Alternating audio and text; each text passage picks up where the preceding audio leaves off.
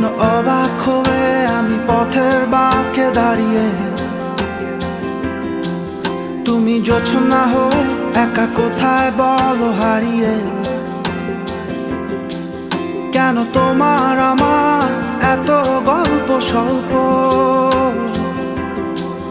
আজ হঠাৎ করে কেন হলো সবই অল্প। দেখো দূরের আকাশ একা কাঁদছে তোমায় ভেবে,